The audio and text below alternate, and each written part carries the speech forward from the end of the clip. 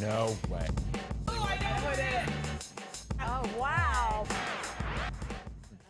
Every time. All right, time to reveal our surprise celebrity guest. Here are your clues, everybody. Okay, chef, Food Network, and hair. I just want to give a shout out to some of our viewers today. Miss Watson, JKC, Sarah, Cindy, Chris Algor, all guessed correctly. You know her from the hit show Worst Cooks in America. Now Worst Cooks in America, Best of the Worst. Please welcome, my team also guessed it correctly, Anne Burrell. What's up, Anne? There she is. How are you? Yeah, I am fantastic on this lovely Monday morning. It's a spectacular day, isn't it? Yes, lovely welcome. By the way, hair is what gave it away, I think, for everybody. But Ben is the one asking our question this week, which was, how long can things stay in the refrigerator in terms of leftovers? Ben, do you have a stinky fridge? I have a wonderful fridge. Hi, Ann. What's up? Good to see you again. It's a pleasure. Nice to see you, Ben. So we cook every night pretty much in our house, and we're always eating leftovers, stuff like that. My wife will straight up eat something that's 2 weeks old, and she'll be like, "It's fine, no biggie." I always wonder, like, is shrimp? And I have like this neurotic things. I don't want to get sick. So is shrimp different than a salad or steak or chicken or whatever it is? How do you know when things are at their funkiest and you shouldn't eat them? When they stink? Well, yes. I mean, smelling something, and if it does not smell good, that's a very good indication of to not eat it. I would generally go for things like fish and shrimp and that kind of stuff. Maybe not more than 3 days. Oh. Okay. Chicken and that kind of stuff can go a couple of days longer. Okay. But the biggest indication is smell it. Smell. And if it doesn't Right. smell good, So is this don't just eat for it. leftovers or for the raw version? I mean, things like fish and that kind of stuff should be like purchased like closer to when you want to eat them. Fish does not have a long shelf life.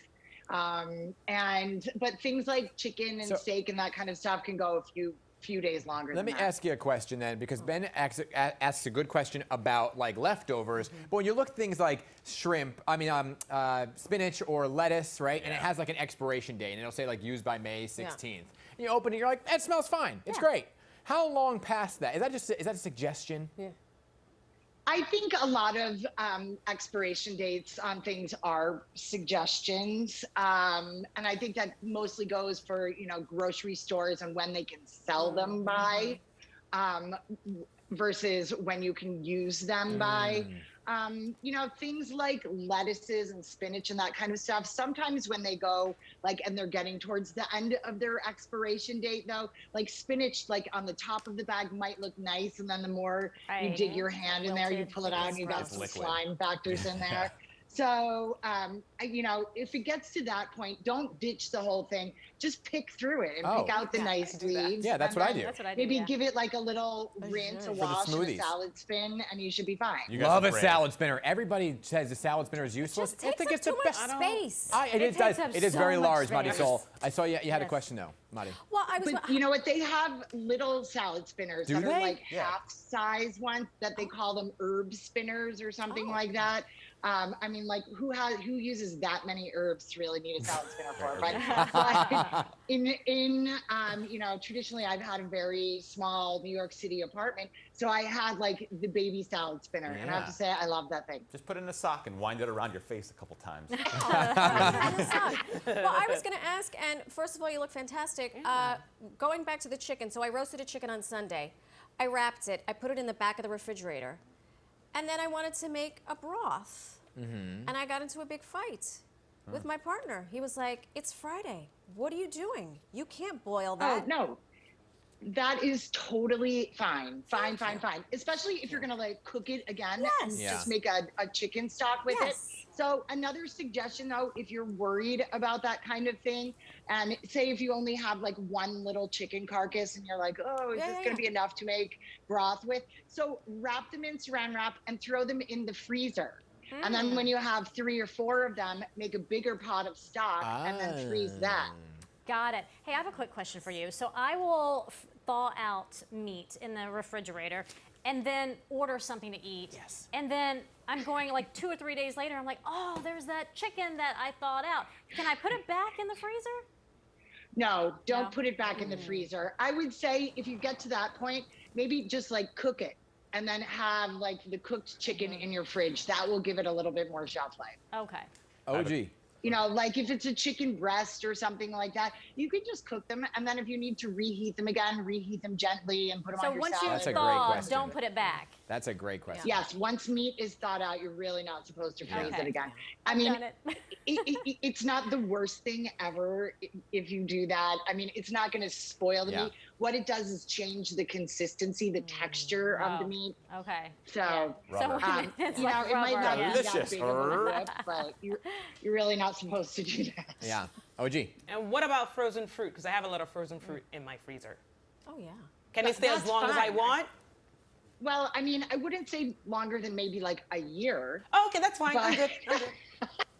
I'm good. You know, Anne. but frozen fruit is great to make smoothies with. If you're not That's- sure if you have fruit that's like, you know, you don't think that you're going to get to it, maybe cut it up, toss it in the freezer, and then when you want to make a smoothie, make the smoothie with frozen fruit and a little orange juice or apple juice or something. Put that right in the blender, and then you don't have to add any other ice. Yeah. And it doesn't make your smoothie watery. Yeah. Well, all of these questions, Anne, I think we'd be perfect contestants on your show, Worst Cooks in America, because clearly none of us know anything about the at all. kitchen. But Worst Cooks in America, Best of the Worst is the new version, right? So let's take a quick look of this new season. Take a look here, everybody.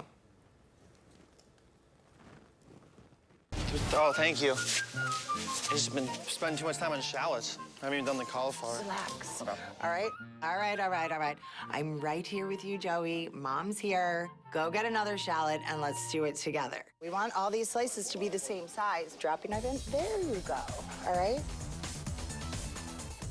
I'm with that guy. No idea how to cook a shallot, right? Don't know how to slice and dice an onion. What? It's like you got me out. You don't? I can dice an onion, but I don't do it evenly, Anne. So tell me about the new season. So, well, that guy, Joey, I mean, this was his second round in boot camp, and he was on first name basis with the medics on set. He's like, I think every single one of his fingers at one point had a Band-Aid on it. Shame. So, Worst Cooks, though, we have the best of the worst. We're giving people a second chance, like people that we felt that maybe we just didn't get enough time with the first time around. In boot camp, and we were hoping that maybe something that they learned the first time would have sort of stuck with them. That really wasn't the case so much. But it's a whole fun, great cast of characters. My lovable losers, as I sort of love to call them. And my co-host, Michael Simon, who's a good friend of mine and an amazing chef. Michael and I had an amazing time together. So, Nice. And it's always one of my favorite things that when I get a new co-host, when they come into boot camp for the very first time and they see just how bad these people really are. And they look at me and they're like, what have you gotten me into, Anna? Thunderdome. Please still be my friend after this. Well, we love you. Lovable losers is what we're often called around here. Thank you, Anne. Thank you for being here and answering our questions. We appreciate it. Thank you, Anne. Yes, you Lovely can dress. check her out on Worst Cooks in America, Best of the Worst on the Food Network on Sunday nights, also streaming everybody on Discovery Plus. We love you, Anne. Thank you. Thanks, Anne. Thanks, guys. Have a great day. You